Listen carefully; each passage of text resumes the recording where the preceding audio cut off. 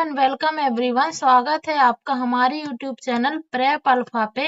आज हम class 9th की साइंस का जो हमारा 3rd चैप्टर चल रहा था परमाणु एवं अणु, उसके एनसीईआरटी इन टेक्स्ट क्वेश्चंस को देखेंगे।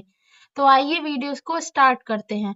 तो सबसे पहले पेज नंबर 36 एनसीईआरटी की बुक के पेज नंबर 36 में जो क्वेश्चंस दिए हुए हैं उनको हम देखेंगे। तो सबसे पहला क्वेश्चन है, एक अभिक्रिया में 5.3 ग्राम सोडियम कार्बोनेट और 6 ग्राम एसिटिक अम्ल अभिकृत होते हैं तो 2.2 ग्राम कार्बन डाइऑक्साइड और 8.2 ग्राम सोडियम एसिटेट और 0.9 ग्राम जल उत्पाद के रूप में प्राप्त होते हैं। इस अभिक्रिया द्वारा दिखाइए कि यह परीक्षण द्रव्यमान संरक्षण के नियम के अनुरूप है। यानी कि वो बोल रहा है कि सोडियम कार्बोनेट और एसिटिक अम्ल मिलके सोडियम एसिटेट और कार्बन डाइऑक्साइड और जल बनाते हैं और इतना इतना बनाया है। अब हमें साबित करना है कि ये जो अभिक्रिया हुई है वो द्रव्यमान संरक्षण के नियम के अनुरूप है। तो आइए कैसे करते हैं देखते हैं। तो अभिकारक का द्रव्यमान हमें सबसे पहले देखना, ये है अभिकारक 2। तो सोडियम कार्बोनेट का द्रव्यमान और एसिटिक अम्ल का द्रव्यमान हम लिखेंगे। तो कितना दिया है, सोडियम कार्बोनेट का है 5.3 ग्राम और एसिटिक अम्ल का है 6 ग्राम। तो इन दोनों को जोड़ देंगे, 6 5 11 11.3 ग्राम। 5.3 ग्राम प्लस 6 ग्राम 11.3 ग्राम हुआ लेफ्ट हैंड साइड का।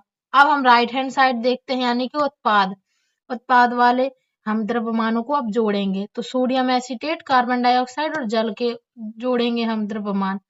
तो जो हमें दिया हुआ है क्वेश्चंस में उसी के हिसाब से हम जोड़ेंगे। तो सोडियम एसिटेट का कितना दिया हुआ, 8.2 ग्राम, तो वो हमने यहाँ पे लिख लिया। अब कार्बन डाइऑक्साइड का दिया हुआ है हमें 2.2 ग्राम, जल का दिया हुआ है हमें 0.9 ग्राम। तो 8.2 ग्राम, 2.2 ग्राम और 0.9 ग्राम ये सब भी जोड़ेंगे तो 2 2 4 9 4 13 की 3 और एक हासिल में लगी 8 2 10 और एक हासिल की 11, तो 11.3 ग्राम राइट हैंड साइड का है। इतना ही यहाँ पे आया था 11.3 ग्राम। चूंकि लेफ्ट हैंड साइड और राइट हैंड साइड बराबर निकली, मतलब जितना अभिकारक का द्रव्यमान था टोटल उतना ही उत्पाद का निकला है। तो यानी कि परीक्षण द्रव्यमान संरक्षण के अनुरूप है, ना ही नया कोई द्रव्यमान सृजित हुआ, ना ही कोई द्रव्यमान की हानि हुई। यही तो द्रव्यमान संरक्षण का नियम था। अब अगला क्वेश्चन देखते हैं कि हाइड्रोजन और ऑक्सीजन द्रव्यमान के अनुसार 1:8 के अनुपात में संयोग करके जल निर्मित करते हैं। तो 3 ग्राम हाइड्रोजन गैस के साथ पूर्ण रूप से संयोग करने के लिए हमें कितने ऑक्सीजन गैस की द्रव्यमान की आवश्यकता होगी। तो हाइड्रोजन और ऑक्सीजन हमें 1:8 में ही वो संयोग करते हैं जल बनाने के लिए। ये 1:8 कैसे आया, तो हाइड्रोजन का होता है 1 द्रव्यमान और ऑक्सीजन का होता है 16। तो और H2O में कितने हाइड्रोजन है, 2 हाइड्रोजन है, यानी कि 2:16 या फिर 1:8, ये ऐसे आया है। अतः 1 ग्राम हाइड्रोजन 8 ग्राम ऑक्सीजन से संयोग करती है। तो 3 ग्राम 8 में 3 का गुणा कर देंगे तो 24 ग्राम ऑक्सीजन से संयोग करेगी, यही इसका आंसर हो जाएगा।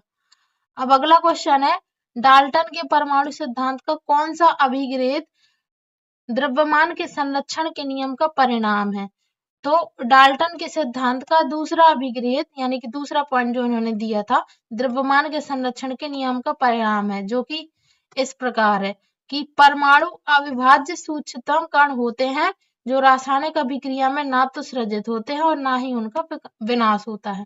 अब अगला क्वेश्चन है, डाल्टन के परमाणु सिद्धांत का कौन सा अभिग्रहित निश्चित अनुपात के नियम की व्याख्या करता है। तो इसका आंसर है डाल्टन के परमाणु सिद्धांत का 6वां अभिग्रहित निश्चित अनुपात के नियम की व्याख्या करता है। तो जो 6वां पॉइंट डाल्टन के परमाणु सिद्धांत का था वो बताता है कि निश्चित अनुपात के नियम की व्याख्या करता है। और बोलता क्या है, किसी भी यौगिक में परमाणुओं की सापेक्ष संख्या व प्रकार निश्चित होते हैं। कोई भी यौगिक है तो जैसे H2O है तो इसमें 2 हाइड्रोजन और 2 ऑक्सीजन ही हमेशा निश्चित अवस्था में होंगे, चाहे वो जहां से भी प्राप्त हुए हों। अब एनसीईआरटी के पेज नंबर 40 में जो क्वेश्चंस दिए हुए हैं, आइए वो स्टार्ट करते हैं। सबसे पहला क्वेश्चन है, परमाणु द्रव्यमान इकाई को परिभाषित करने को बोल रहा है। तो परमाणु द्रव्यमान इकाई या फिर एटॉमिक मास यूनिट या जिसको शॉर्ट में एएमयू भी बोलते हैं, कार्बन 12 समस्थानिक के एक परमाणु के द्रव्यमान के 1/12वें भाग के बराबर होता है। यानी कि जो कार्बन 12 समस्थानिक है, इसका एक परमाणु का जितना द्रव्यमान होगा उसको हम 12 से भाग करेंगे, उसको 12 से भाग करेंगे तो जितना आंसर आएगा वो होगा परमाणु द्रव्यमान इकाई। अब अगला क्वेश्चन है, एक परमाणु को आंखों द्वारा देखना क्यों संभव नहीं होता है? तो इसका आंसर है, एक परमाणु को आंखों से देखना संभव इसलिए नहीं है क्योंकि इसका आकार अत्यंत छोटा होता है, इसे नैनोमीटर में नापा जाता है। तो कुल मिला के इतना आकार परमाणु का ज्यादा छोटा होता है कि वो आंखों से हम देख ही नहीं सकते। जैसे कि 1 नैनोमीटर होता है 10⁻⁹ मीटर, बहुत ही छोटा होता है और परमाणु की जो त्रिज्या होती है वो नैनोमीटर में ही नापी जाती है। अतः इसे खुली आंख से देख पाना संभव नहीं है। आज की वीडियो में बस इतना ही। इसके आगे के क्वेश्चंस हम अगले वीडियो में देखेंगे।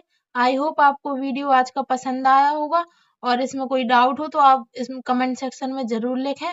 थैंक यू सो मच, आपने वीडियो यहाँ तक देखा। पढ़ाई करते रहिए। All the very best.